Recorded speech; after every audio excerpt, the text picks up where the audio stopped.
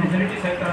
मंत्री अंडर रे विजयी सरकार को आसिला तापर बहुत स्ट्रांग डिसीजन लिया जाय पाता 370 भर्ती वर्ष आरंभ करी जीएसटी इम्प्लीमेंटेशन जो बहुत भल काम हेई पाछि किंतु वर्तमान जो परिस्थिति आछि सेटा होछि डेमोक्रेसी पे बेस्ट कारण मेंटर सरकार रे कंसेंसस बिल्डिंग रो बहुत स्कोप थाए तो सेति पई एटा गोटे से भल कथा आइछि तापर इकोनॉमी कथा जदि कहबा पीपीपी टर्म रे हम थर्ड लार्जेस्ट इकोनॉमी हेई सारछे यूपीआई कथा हम जानछे यूपीआई पई हमर जो बिजनेस बहुत फास्ट फॉरवर्ड हेई पाछि बहुत लोक सेते इन्वॉल्व हेई छथि एवं निजर आर्थिक स्थिति सुधारि पाछि स्वास्थ्य क्षेत्र में कहया गले आमे फार्मेसी ऑफ द वर्ल्ड बोली गर्व करूछे कटक रे स्वाभाविक गरीब आफ्रिकन कंट्री माने ठरू आरंभ करी धनी यूरोपियन देश पर्यंत हम ऊपर निर्भर करछथि मेडिसिन पई जण भौणी से कथा कहिले किंतु आ भीतर ठीक अछि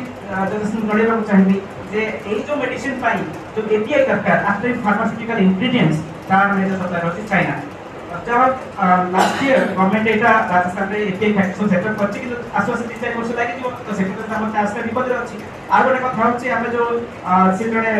प्रतियोगी कहउथिले हमर तेजस रो विमान निर्माण कथा एटा सदा बहुत निर्माण चलछि किंतु तार जो इंजन कावेरी इंजन 25000 कोटी टका हम खर्च कर सारे पण सफलता पाइ नै तार के सफलता पाइबो गवर्नमेंट सेटिकले रिसर्च एंड डेवलपमेंट रे आहुरी अधिक खर्च करिवार अछि एजुकेशन रे खर्च करिवार अछि जो इनिफी होछि 6% हम इन्वेस्ट करिवार अछि बजट शिक्षा क्षेत्र रे सेटा करिवार अछि जा 2% पाखा पाखी अछि एवं आ गोटे कथा होछि जो हमर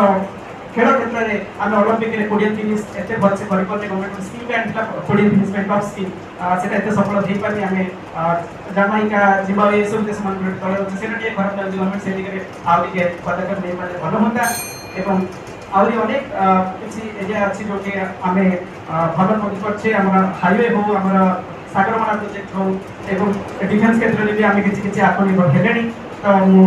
उइस करे भी आमे आहुरी आगु जिबा एवं समस्त को ए दिगरे पदक्षेप नेबार अनुरोध करछि। धन्यवाद।